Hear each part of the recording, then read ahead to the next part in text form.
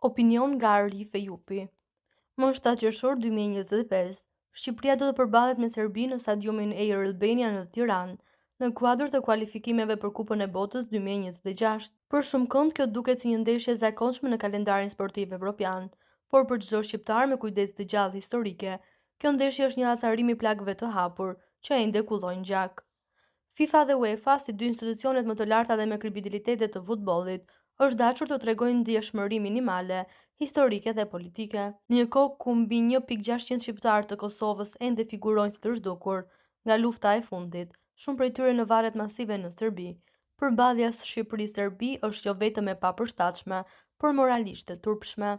Si mund të flasim për normalizim marrëdhëniesh përmes sportit, kur ende nuk janë kthyer eshtrat e mira shqiptarëve të masakruar nga policia e paramilitar serb. Në këtë rast të paprecedent, Shqipëria është dashur të kundërshtojë fuqishëm përfshirjen e saj në të njëjtin grup me Serbinë, e jo të zgjedhë heshtjen. Kjo ndeshje i shërben vetëm Serbisë, e cila përpiqet të mbulojë krimet e saj në fushën e futbollit. Takimet sportive nuk mund të shërbejnë si fasadë, por një barazi të rrë midis viktimës dhe agresorit. Të mos harrojmë ndeshjen e 14 tetorit 2014, kur kombëtarja shqiptare u sulmuan në Beograd. Lojtarët tanë u rrahën, u përndoqën nga forcat speciale serbe dhe asnjëherë nuk ka ndodhur një kërkim falje zyrtare nga shteti serb. Përkundrazi atë atmosferë urrëtie kanë promovuar figurat më të larta politike të Serbisë, si Sheshel, i dënuar për krime lufte, dhe Nikoliçi, atëherë presidenti i vendit. Në vend të reflektimit dhe kërkim faljes, Serbia e shndërroi dhunën në krenari.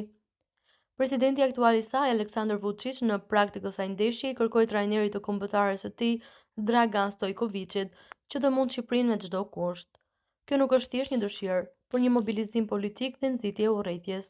Edhe në deklaratat e mëhershme shihet qartë se Vučić është vazhdues i politikës së Miloševićit, vetëm me një petkë tjetër. Futbolli në asnjë mënyrë nuk mund të jetë më i rëndësishëm se drejtësia, nuk mund të ketë sport mbi eshtra të pa identifikuara, mbi dhimbje të pashëruara, e mbi histori të pambyllura. Shqipëria nuk është dashur të qëndrojë indiferente ndaj kësaj çështje, kaq të ndjeshme. Ajo duhet të kishte reaguar dhe të kishte kërkuar përjashtim nga përballjet me një shtet, edhe që glorifikon krimin dhe fshet të vërtetën. Ndeshja nuk është shpresë për pajtim, është dëshmi e një hershje të turpshme. Dihet botërisht se UEFA dhe FIFA kanë ndaluar ndeshjen nëpërmjet përfaqësuesve të vendeve me konflikt të hapur ose tensione të thella politike. Rasti më i freskët është ai i Rusisë dhe Ukrainës, të cilat nuk lejojnë të përballen në asnjë garë ndërkombëtare, që për aneksimit të Kirmes dhe fillimit të agresionit rus.